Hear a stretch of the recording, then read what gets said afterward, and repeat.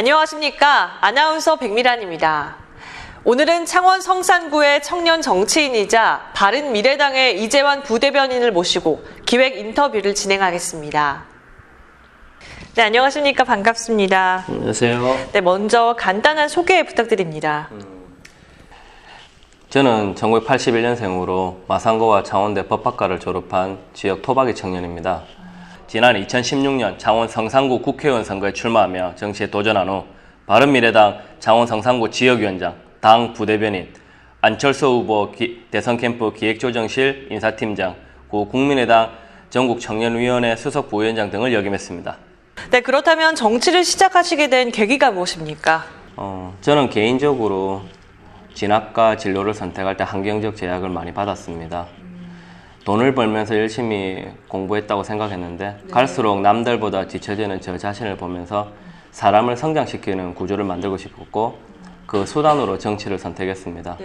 또한 법이 바로 서야 열심히 살아가는 평범한 사람들이 다치지 않습니다.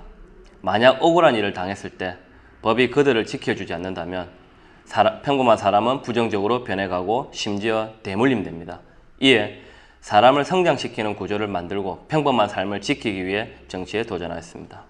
네, 그럼 구체적인 목표가 있으실 것 같은데요. 네. 정치 목표도 궁금합니다. 정치는 서비스업입니다. 네. 그래서 고객인 유권자 즉 국민의 다양한 소리를 반영할 수 있도록 노력해야 된다고 봅니다. 네. 저는 듣는 자세를 통해 두 가지를 실현하고 싶습니다. 하나는 사람을 키우는 구조를 만들고 싶습니다. 대한민국 교과서에는 천연자원이 부족하여 대한민국의 풍부한 인적 자원을 활용하라고 했습니다. 이는 사람을 소중하게 생각하고 각자의 장점을 학습을 통해 발전을 시켜야 된다는 뜻입니다. 그러나 제가 38년 동안 살아온 대한민국은 사람을 도구적 존재로 보며 계층별 분화된 사회였습니다. 이에 사람을 성장시키는 구조를 통해서 보다 나은 대한민국과 정치가 보다 국민들에게 더 많이 다가갈 수 있도록 했으면 합니다. 다른 하나는 웬만한 금수저 아니면 살아남을 수 없는 정치 구조에서 저 같은 흑수저가 살아남아 누구나 정치에 도전할 수 있다는 것을 보여주고 싶습니다. 저의 노력과 성장을 통해 돈과 조직, 전문직과 같은 우월한 스펙 등의 요소를 가진 기득권만이 정치를 해야 한다는 기존인식을 깨뜨려 다양한 사람들이 정치에 참여하여 국민에게 다양한 정책과 입법 서비스를 제공하는 정치를 하고 싶습니다. 지금부터 어려운 상황 속에서도 꿈을 잃지 않고 성장해 나간 저희 이야기를 들려드리겠습니다. 지금부터 저희 강연을 시작하도록 하겠습니다. 한 청년이 어떻게 꿈과 열정만으로 정치에 도전하며 성장하고 있는지를 알려드리는 스토리이니 잘 들어주시길 부탁드리겠습니다. 제목은 당신의 꿈과 열정을 믿어라입니다. 부제목은 평범한 흑수저 청년의 정치 도전기로 제1탄 발버둥입니다. 1탄이라고 하는 이유는 아직까지 제가 원하는 목표에 도달하지 않았고 이제 시작하게 된 계기와 성장 과정을 담았기 때문에 1탄이라고 지었고, 발버둥이라 하는 이유는 제가 하루하루 얼마나 열심히 발버둥 쳐왔는지를 한번 소개하고 싶어서 발버둥이라고 했습니다. 먼저 간단한 제 소개를 하겠습니다. 보시다시피 특별히 뛰어난 게 없습니다. 조금 남들보다 다른 게 있다? 아니면 좀 더 열심히 살았다라는 표현이 더 맞겠죠? 20살 때부터 생계형 아르바이트를 일명 잡부 스타일이죠. 무엇이든 열심히 했던 거라 나머지는 별로 특별한 게 없습니다. 이제 이렇게 평범했던 청년이 어떻게 정치에 도전하게 되었는지 좀 더 디테일하게 들어가 보도록 하겠습니다. 저는 실패가 익숙했던 청년이었습니다. 실패를 경험하면 경험할수록 도전하는 것이 두려웠던 청년이기도 했고요. 제일 첫 번째 실패라기보다는 도전을 좀 좌절한 게, 제 꿈은 해군 장교였습니다. 병가는 헌병이었고요. 제가 어릴 때부터 꿈이었는데 고등학교 때 제가 내과 질환이 발생하면서 이제 몸에 큰 수술 자국을 가지게 됩니다. 그 바람에 제가 원하는 장교의 꿈을 이루지를 못했습니다. 그렇다 포기하진 않았거든요. 해군 사관학교도 지원했고 군 장학생도 지원하고 심지어 훈련소까지 결국 간 게 결국 문제를 받게 됐죠. 그리고 이제 20살 때 넘어서부터 진학과 진로를 선택할 때마다 환경적 제약을 받다 보니 유학 권유를 받아도 선뜻 결정을 못 내린 거죠. 이제 체류비와 학비 등 여러 가지 조건 등에 제약을 받다 보니까 점점 내가 뭔가 기회를 가지고 싶다라는 생각보다는 그냥 하루하루 살아가는 것에 급급했죠. 그래도 나는 막연한 꿈을 가진 게 저처럼 어려운 사람들을 조금 도와주고 싶다는 뜻에서 법조인의 꿈을 가지고 사법시험을 준비를 했습니다. 사법시험을 준비를 했는데 하지만 돈을 벌면서 공부하는 게 너무 힘들었어요. 특히 아르바이트나 이런 직장이 고정적인 곳이 아니다 보니까 유동적으로 왔다 갔다 하다 보니까 공부를 하게 되면 디테일하게 몇 시부터 몇 시까지 공부, 몇 시부터 몇 시까지 이렇게 했어야 되는데 수익 구조가 유동적이다 보니까 공부 자체도 생활 패턴도 유동적이었죠. 그래서 이제 냉정히 말하면 디테일하게 접근하지 못하고 하루하루 먹고 사는데 급급했던 사람. 조금 더 멀리 본다면 내일이지 6개월, 1년 뒤에 저를 꿈꾸기는 힘들었던 사람입니다. 이랬던 사람이 제가 시간이 지나면 지날수록 이제 사법시험을 이제 포기할 쯤 되니까는 제가 좀 좌절감이 좀 오더라고요. 남들보다 되게 열심히 살았다라고 저는 생각을 했었는데 아니요, 열심히 살고 더 열심히 했다라고 느낌까지 받았는데 갈수록 저는 뒤처져 가고 초라해져 가는 제 자신을 봤습니다. 그러다 이제 어느 날 길거리를 걷다가 제가 한 통의 문자를 받게 됩니다. 바로 이제 제 운명을 바꾸게 된 거죠. 삶을 바꾸게 된 거죠. 그레이스 호퍼의 우리에게 끔찍하게 치명적이었던 말은 지금까지 항상 그렇게 해왔어 했어.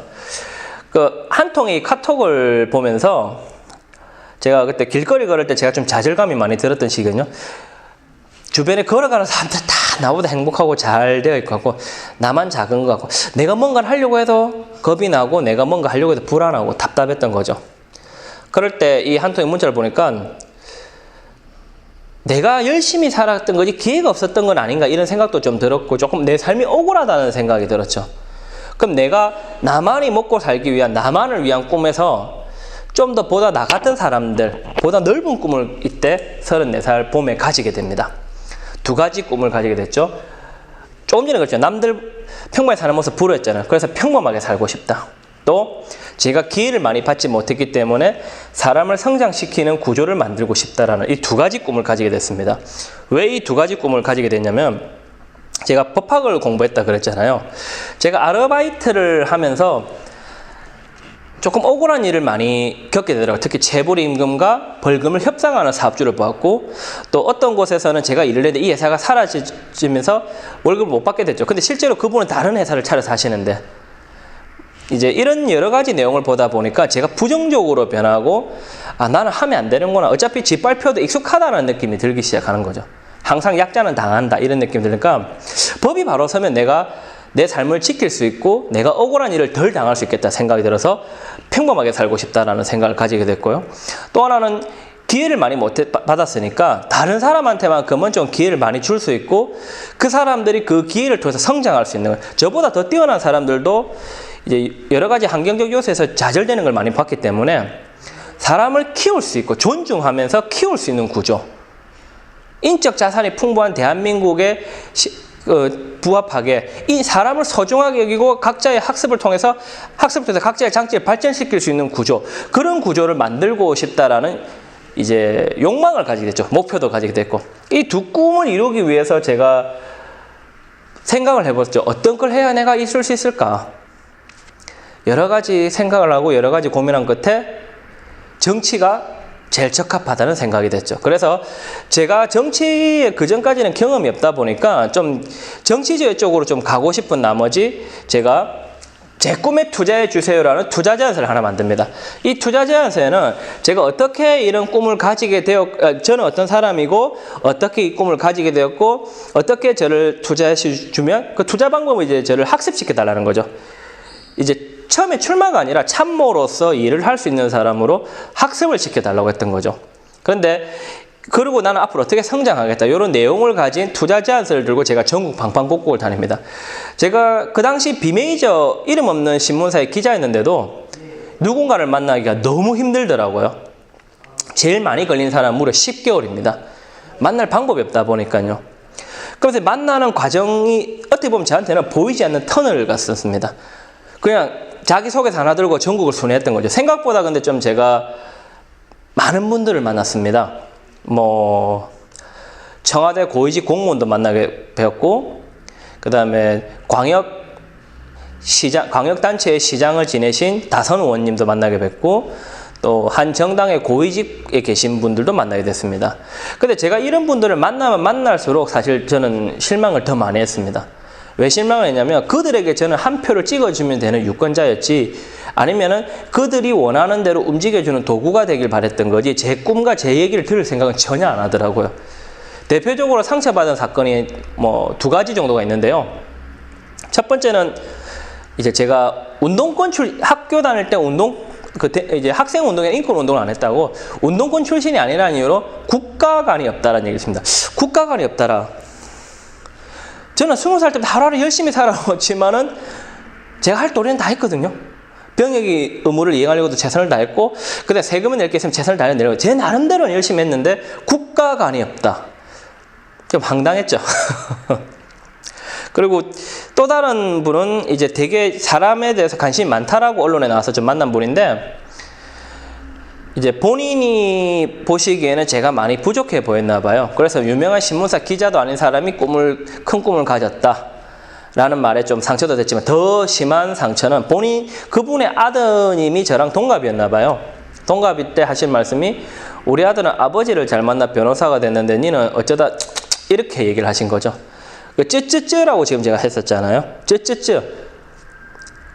그분에게 삼음절이지만 저한테는 3번의 비수가 돼서 돌아오더라고요. 이런 과정을 거치다 보니까 대한민국은 좀 살만한 곳이 아니구나. 그냥 나는 이민을 가거나 아니면은 그냥 이렇게 꾸면 안 되겠구나. 항상 힘있고 권력 있는 사람들, 아니면 기득권만 정치를 해야 된다는 인식이 더 강하게 느껴졌죠. 그레이스 호퍼의 말이 떠올랐죠. 늘 그래왔던 것처럼. 좀 답답했죠. 그러다가 이제 이런 제가 아까 기자 출신이라 말씀드렸잖아요. 제가 그 새정치민주연합 경남도당을 출입을 했는데, 제 이런 활동을 알게 된 분이 저를 2016년도에 국민의당이 창당이 되면서 국민의당 관계자분들과 연결해 주셔서 제가 2016년도에 국회의원 선거에 출마합니다. 왜 국민의당 선택을 했냐? 저한테는 그 당시 이제 두 거대 양당은요, 그냥 기득권이었어요. 차이가 없었어요. 그냥 똑같은 기득권인 거죠. 똑같은 기득권 분들에서 저는 저만의 꿈꾸는 새정치를 한번 하고 싶다는 생각에 결국 출마를 하게 된 거죠. 근데 아무것도 없는 제가 출마를 한다. 과연 그게 가능할까요? 선거를 혼자 치렀습니다. 대통령 선거 다음으로 큰 선거인 국회의원 선거를 혼자서 치렀습니다. 행정, 회계, 선거운동, 기획까지. 약간 이 포스터가 저한테는 굉장히 의미가 있는 건데요. 잘 듣고 해내겠습니다. 이게 다른 분들한테는 그냥 유머러스 보인 분들도 있겠지만은, 어떤 분에게 유머러스하게 보였겠지만 저는 이게 제 의지였거든요. 내가 누군가를 만날 때 너무 힘들었거든요. 그렇게 힘들 때 반대로 저는 다른 사람 이야기를 들어주고 그런 학습을 통해서 노력하면 되겠다. 왜? 정치는 서비스업이니까요. 그런 제 의지를 담은 퍼포먼스를 진행하고, 또 조금 제가 자랑을 좀 해도 되겠습니까? 제가 그래도 이런 제 노력을 조금 알아주신 시민단체가 계셔서 제가 좋은 교육 후보로 선정되기까지도 했습니다. 아무래도 뜬금없이 나타난 애가 갑자기 국회의원 선거라는 큰 무대에 출마를 하면서 2가지 생각을 하겠죠. 과연 잘할 수 있을까? 아니면 언제 끝날까? 다른 게 없잖아요. 끝까지 갈 걸 아무도 생각 안 하잖아요. 특히 선거 사무원도 없이 걸어다니는 제가 얼마나 좀 안쓰러웠겠어요.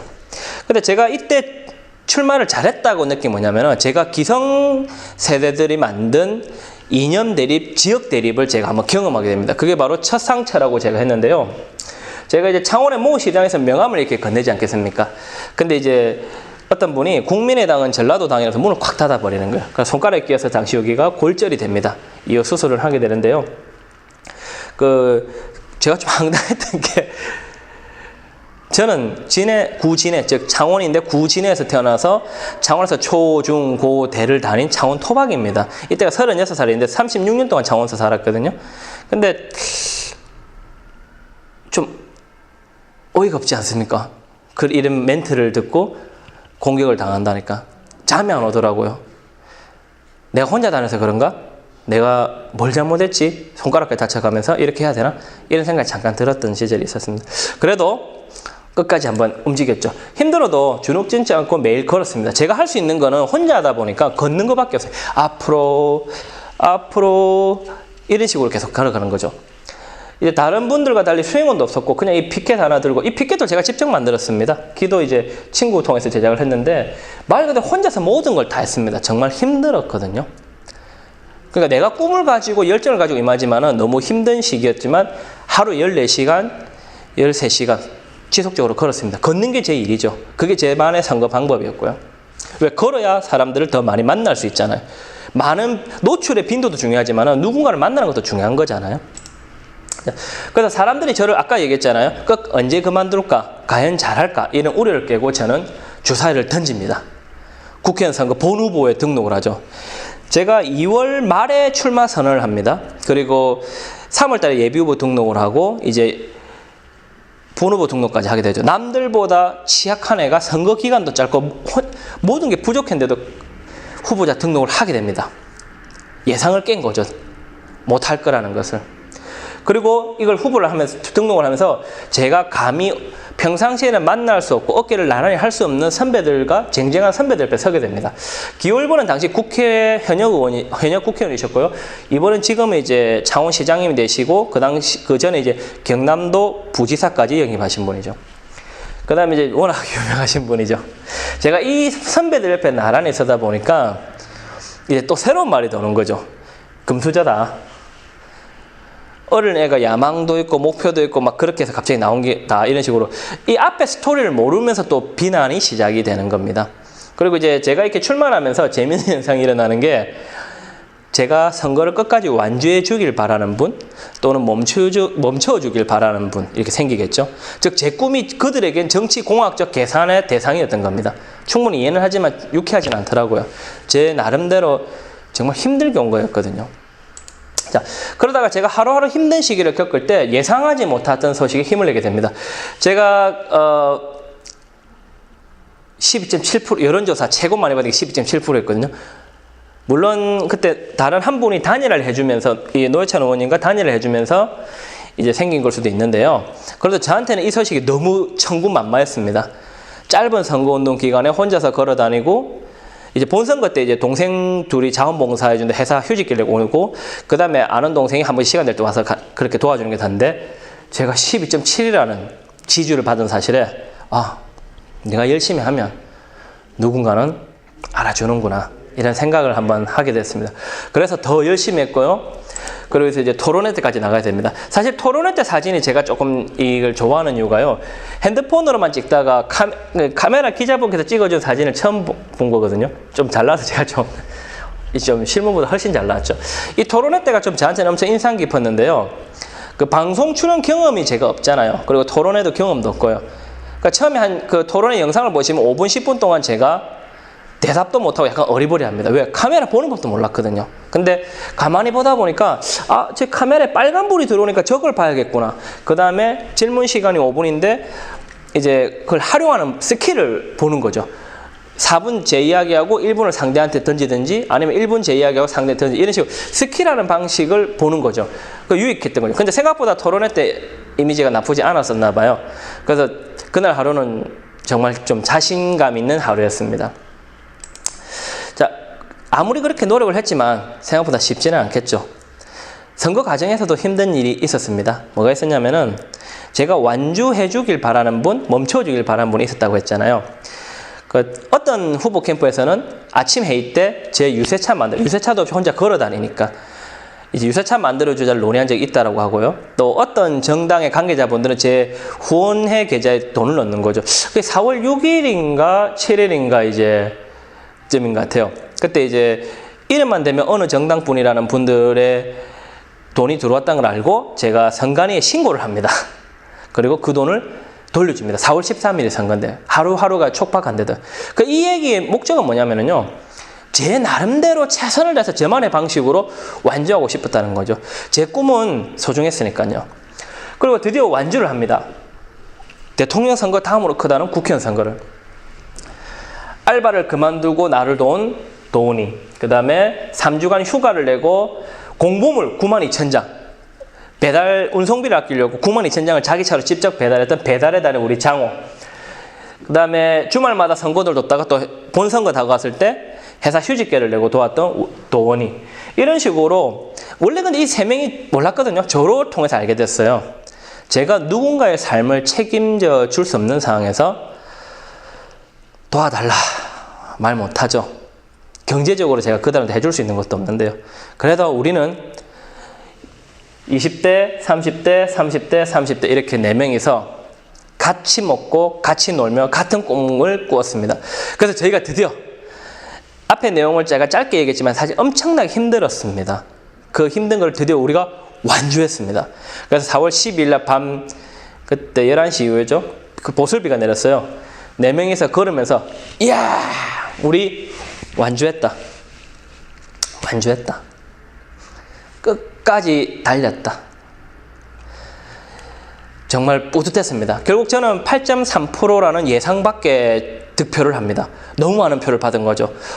이제 걸어 다니고 이제 동생들 3명이서 같이 치렀고 거의 그 전까지 혼자 걸어 다니는 상황이었죠. 유세차도 아무것도 없었죠. 심지어 제가 선거를 포기했다. 안 보이니까. 저는 열심히 걸어 다니는데 눈에 당장 안 보이니까 포기했다는 소문도 돌고 있을 때 그래서 예상 밖의 표를 받고 제 첫 번째 선거 출마는 이렇게 마무리가 됩니다. 그 선거 출마 후에 되면은 뜬금없이 나타났다가 뜬금없이 사라지는 사람들이 많습니다. 근데 저는 목표가 있었거든요. 꿈이 있었고요. 그래서 2016년도에 그 새로운 시작을 합니다. 선거 이후부터. 저 같은 경우는 이제 그 지역위원장이 임명이 됩니다. 지역위원장이 임명되고 나서 제가 그 국민의당 경남도당 공보 담당을 맡으면서 행정과 공보 업무를 담당하게 됩니다. 제가 그전에 정치 경험이 없었잖아요. 정치 경험이 없다 보니까는 제가 배울 수 있고 정당 생활을 배우기 위해서 밑바닥부터 배웠습니다. 무대 아래에서 무대 위의 한 장면을 위해서 무대 아래에서 수십 시간 노력하는 그 과정을 배웠습니다. 그리고 직책을 받게 되잖아요. 직책을 받는다는 말은 일을 해라는 거거든요. 뭘 해야 될지 고민해야 되고요. 그래서 제 나름대로는 지역위원장으로 역할도 했었고 그 다음에 개인적으로 공보 담당으로 역할도 했었고 여러 가지 활동을 최선을 다했던 것 같습니다. 근데 이제 조금 제가 자신 있게 얘기한다면 12월 달에 제가 사실 입원을 하게 됩니다. 몸에 질환이 생기고 몸이 못 견디더라고요. 이 시기를 다시 돌아가라면 못 돌아갈 것 같아요. 선거가 끝난 다음에는 뜬금없이 나타났던 저에게 표를 주신 유권자에게 지금 마음의 빚을 갚기 위해서 제 나름대로 하루하루 최선을 다했거든요. 그러다 보니까 쓰러지기도 합니다. 쓰러졌다기보다는 뭐 병원에 입원했죠. 입원하면서도 견뎌갑니다. 일을 배웠죠. 실무를 배우고 무대 아래에서 일을 배우기 시작합니다. 그러다 이제 제가 2016년을 마감하면서 일기를 썼는데 페이스북에 도전과 학습. 어려운 환경이라는 틀 안에서 폭에 익숙했던 제가 국회의원 선거라는 무대에 도전을 해봅니다. 그리고 이후에 도당 청년위원장, 도당 공보담당, 지역위원장 등을 맡으며 밑바닥부터 단계 배웁니다. 하나하나씩 배워가면서 제한테 중요한 거는 형식이 아니거든요. 제가 실질적으로 무엇을 할지를 위한 건데 이때 제가 좀 적었던 내용이 이 1년 동안 느낀 가장 큰 감정이에요. 도전과 학습의 과정 속에는 나를 주저앉히려거나 무시하는 사람, 회유하거나 협박하는 사람, 기대하고 응원하는 사람 등 다양한 사람이 있었고요. 특히 조직과 자본이 없는 제가 얼마 못 가 사라질 거다, 포기할 거라는 그들의 예상을 하나씩 깨고 저는 2016년도를 마무리했습니다. 그리고 앞으로 2017년도는 더 많이 배우겠다는 다짐을 했던 거죠. 첫 번째 출마라는 걸 통해서 이후 진행하는 과정. 저한테는 하루하루 모든 게 발버둥이었습니다. 그러다가 제가 2017년도에 대통령 선거를 통해서 서울로 올라가게 됩니다. 이게 제가 정치 활동의 확장이 돼버리는 거죠. 2017년도에 그 대통령 선거가 있으면서 1월 달에 이제 그 강원도에 계신 분이 대통령 선거 캠프에 합류하면서 그분의 추천으로 제가 서울로 올라가게 됩니다. 그래서 그 당시 대선 캠프 기획조정실 인사팀장을 맡으면서 때로는 이제 후보자의 배우자 되시는 분을 수행해서 다니기도 합니다. 이 과정은 경남 안에서 뭐 한정되어 있던 저의 활동이나 저의 시야를 넓혀주는 계기가 됩니다. 전국적으로 다니기 시작하니까요. 그리고 전국을 보게 되는 거죠. 여기 보시면은 좀 유명하신 대통령 후보님 옆에 제가 이렇게 수행하는 모습이 나와 있는데요. 정말 힘들었거든요. 서울 생활도. 서울에 제가 아는 사람도 없고 연고도 없었잖아요. 그러니까 가서 일만 하는 거죠. 열심히 일하다 보면 언젠가 알아주겠지라는 생각으로 어떨 때는 4시간, 5시간 자고 일을 하러 온 적도 많았거든요. 그렇게 열심히 일을 하면서 생각보다 큰 무대라는 것을 배우기 시작하는 거죠. 자, 그러다가 2017년 6월 달에 새로운 업무를 통한 학습이 되는데요. 제가 당 부대변인에 임명이 됩니다. 임명이 되면서 이때는 이 직책이 저한테 엄청나게 소중한 직책이 제가 2가지 요소가 있습니다. 첫 번째는 기득권과 싸우면서 제 학습을 이어가려는 치열한 노력이 있었고요. 다른 하나는 부대변인이라는 직책을 활용을 통해서 제가 꿈꾸는 새정치, 새로운 모습들을 시도를 해보는 겁니다. 아까 제가 얘기했잖아요. 직책을 받으면 일을 해야 된다 했죠. 그러면 그 당시 국민의당의 부대변인 5명이었거든요. 전국에. 숫자가 적으니까 일할 기회가 많을 거라 생각을 했죠. 그래서 그때부터 일주일에 반은 서울, 월화수, 목금토일은 창원에 있는 생활이 됩니다. 새벽 3시 반이나 7시 10분 저가항공, 참고로 저가항공이 KTX보다 쌉니다. 그걸 타고 서울로 가서 수요일 저녁이나 목요일 아침 또는 수요일 오후에 내려오는 생활을 지금까지 2017년 6월부터 해서 지금까지 이어옵니다. 제 나름대로의 약속인 거죠. 지역에 대한 유권자도 지키고 업무도 해야 되니까요.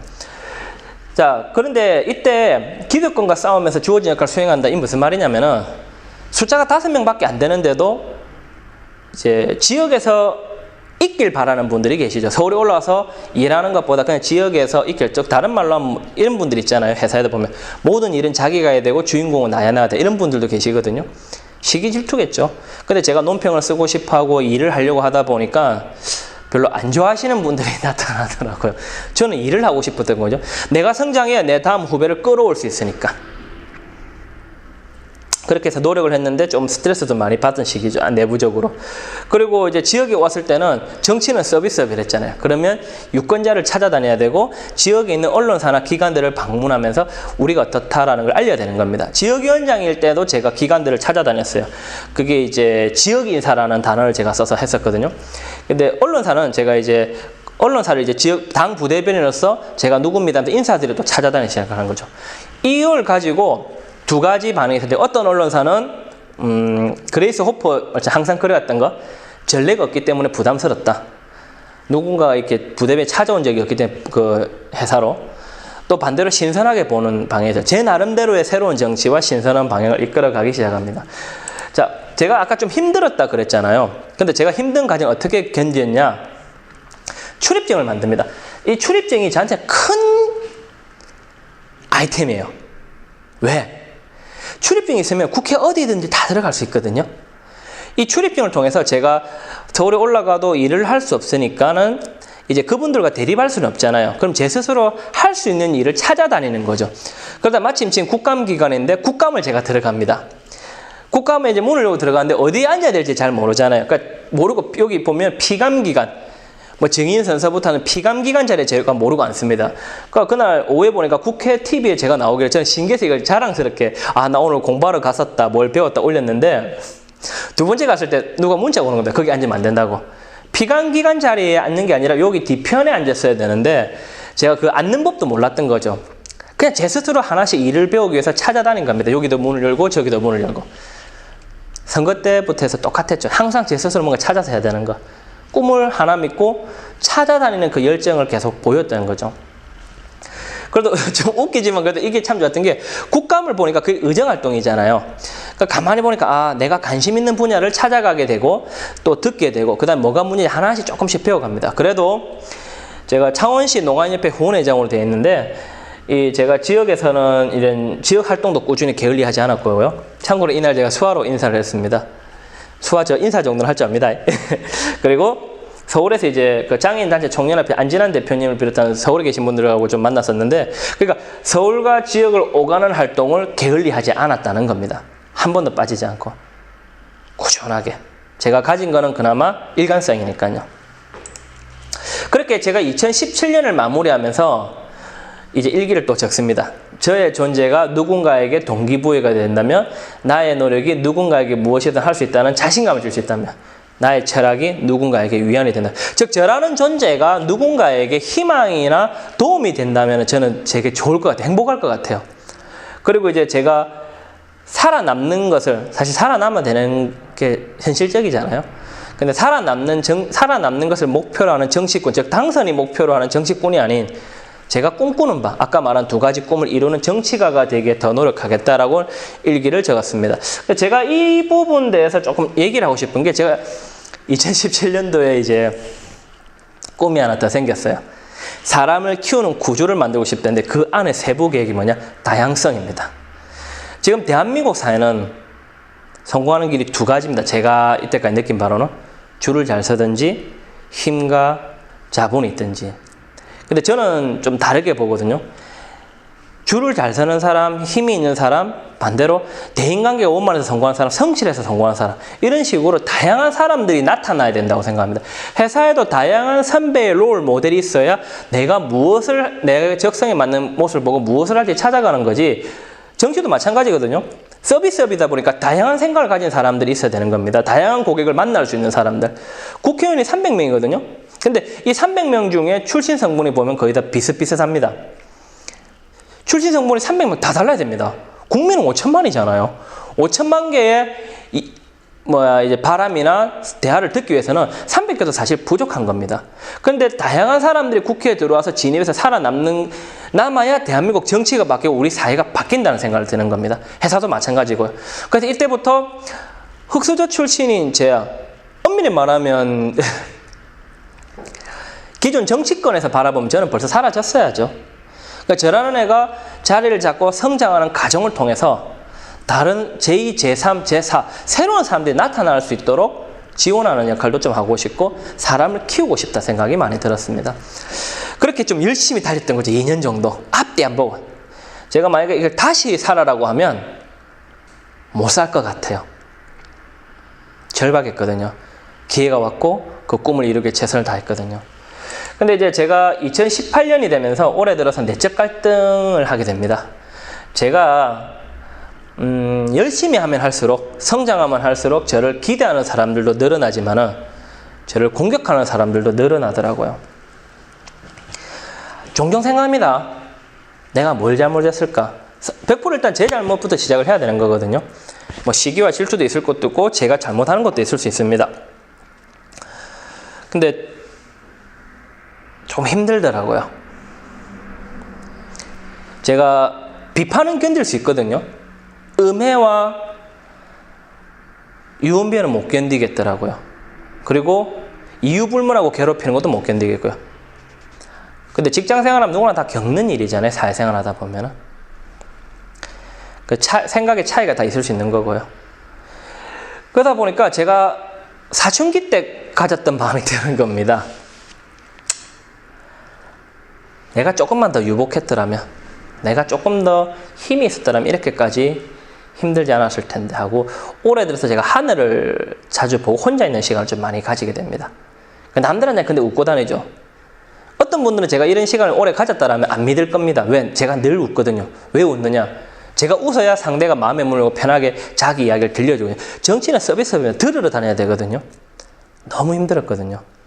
특히 과연 제가 잘하고 있는 것인가부터 생각 들고 너무 힘들었어요. 하지만 저는 꿈을 꾸었고 열정이 있잖아요. 그래도 난 긍정의 힘을 믿는 돈키호테, 자충우절하는 돈키호테지만은 늘 긍정적으로 세상을 봅니다. 긍정적인 만큼 사람을 열린 마음으로 대하고 무엇이든 사물을 볼 때 넓게 생각하려고 하지만 대신 상처도 많이 받겠죠. 하지만 저는 상처받는 걸 두려워하기보다는 제가 누군가의 장점이나 가능성을 못 알아보는 사람이 되는 것을 더 두려워할 겁니다. 그게 바로 정치인이 해야 될 책임감이니까요. 그래서 계속 지역활동을 합니다. 아까 그랬잖아요. 많은 사람들, 서비스업이니까 많은 사람들의 이야기를 들으러 다닙니다. 주로 보시면은 이웃분들입니다. 유명인사는 크게 없습니다. 제 페이스북이나 인스타그램 등 계정을 보셔도 주로 제 이야기보다는 제가 누구를 만나서 무엇을 배웠다라는 것을 합니다. 왜? 이분들이 제가 열정을 이어갈 수 있는, 이분들의 응원이 제가 열정을 이어갈 수 있는 원천이거든요. 즉 채무식이죠. 나를 응원해주는 사람, 나에게 기대하는 사람이 늘어날수록 내가 더 열심히 해야겠다, 이 생각이 드는 거죠. 제가 이제 마무리를 좀 짓겠습니다. 올해 이제 제가 얼마 전이죠. 경남 도민일보에서 발간하는 매거진 피플파워 10월호에 제가 흑수저도 정치판에 살아남는 그날을 위해서라는 제목으로 이제 제가 인터뷰를 했었는데요. 2016, 17, 아무것도 몰랐던 2016, 열심히 했던 2017년, 2018년까지 굉장히 압축적인 기간에 다양한 경험을 했습니다.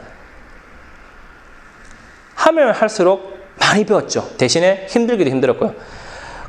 그리고 이제 제가 이 모든 과정을 견딜 수 있었던 거는 꿈과 열정밖에 없었거든요. 그리고 믿을 것도 꿈과 열정이었고 앞으로 해갈 것도 꿈과 열정을 믿고 갈 겁니다. 이제 강의를 마치면서 제가 말씀드리면 지금 여기까지 1탄입니다. 간단하게 정리를 해드리자면은 한 청년이 포기가 익숙했던 한 청년이 사람을 성장시켜주고 싶고 평범한 삶을 살고 싶다는 꿈을 가지고 그 수단으로 서비스업인 정치를 선택을 합니다. 선택을 해서 국회의원 선택을 하고 초자잔서를 들고 전국을 다닙니다. 다니지만 알아주는 사람이 없다. 결국 자기가 국회의원 선거에 출마하면서 단계 밟아서 짧은 기간에 많은 경험을 하게 됩니다. 그 경험 속에서도 제가 견디고 가진 것 없는 제가 견딜 수 있는 건 꿈하고 열정, 그 다음에 채무식이거든요. 저를 기대하는 사람들에 대한. 이 과정이 제가 지금까지 말씀드린 1탄입니다. 정말 힘들었어요. 앞으로 제가 어떻게 될지 사실 잘 모르겠습니다. 2탄을 찍을지 3탄을 찍을지. 마음 같으면 잘 되어서 2탄, 더 잘 되어서 3탄 이런 식으로 제가 원하는 걸 이뤘을 때 4탄 이런 식으로 이렇게 막 하고 싶은데 어떻게 될지 잘 모르겠어요. 하지만 저에게는 꿈도 있고 열정도 있습니다. 끝까지 갈 겁니다. 평범한 사람이라도 누구나 각자 재능이 있습니다. 저는 제 자신을 믿고 끝까지 달릴 테니까 여러분도 끝까지 자기 자신을 믿고 달리시면 좋겠습니다. 힘들어도 우리는 존중받을 가치가 있는 사람입니다. 그리고 내 삶을 돌아봤을 때 내가 억울하다는 생각을 최대한 적게 가질 수 있도록 성실하게 살아야 될 권리와 의무도 있다고 봅니다. 이제 마무리 짓기 전에 딱 한마디만 더 드리고 싶다면은 정치를 되게 혐오합니다. 그러면서 정치를 필요로 합니다. 모순이죠. 혐오하는데 필요로 한다. 그럼 참여를 해서 바꿔야죠. 우리가 이 사회에 뭔가 바꾸려고 할 때 이 사회가 바뀌는 거지 우리가 이 사회를 바꾸려고 하지 않을 때 이 사회는 안 바뀝니다. 여러분들은 정치에 대해서 관심을 가지셔야 됩니다. 이 사회를 가장 바꿀 수 있는 큰 변화는 정치입니다. 앞으로 저의 성장도 지켜봐 주시고 저도 부끄럽지 않도록 열심히 하도록 하겠습니다. 이상입니다. 네, 그동안 험난한 정치계에서 신념과 열정을 가지고 노력해온 한 청년의 도전에 박수를 보내고 싶습니다. 이재현 위원장님의 목표, 사람을 성장시킬 수 있는 사회구조를 만들고 평범한 사람들이 삶을 잘 지켜줄 수 있도록 앞으로 힘내주시기 바랍니다. 마지막으로 하시고 싶은 말 있으신가요? 지난 2016년 총선에서 뜬금없이 나타난 저를 선택해 주신 유권자들에게 제 마음의 빛을 갖고 싶습니다. 그래서 정당과 사회단체를 통해서 성장하고 노력해왔습니다. 앞으로도 주어진 역할에 충실한 자세로 당선을 위한 정치꾼이 아닌 뜻한 바를 이루기 위한 정치가가 되기 위해 노력하겠습니다. 네, 인터뷰 참여해주신 부대변인 고맙습니다. 감사합니다. 네, 지금까지 청년 정치인이자 바른미래당 이재환 부대변인을 모시고 기획 인터뷰를 진행하면서 정치를 하게 된 계기와 목표를 들어볼 수 있었습니다. 지역의 젊고 신선한 바람이 될 수 있는 청년 정치인 이재환 부대변인의 행보가 더욱 관심이 가고 기대가 됩니다. 이상 기획 인터뷰를 마치겠습니다. 시청해주신 여러분 고맙습니다.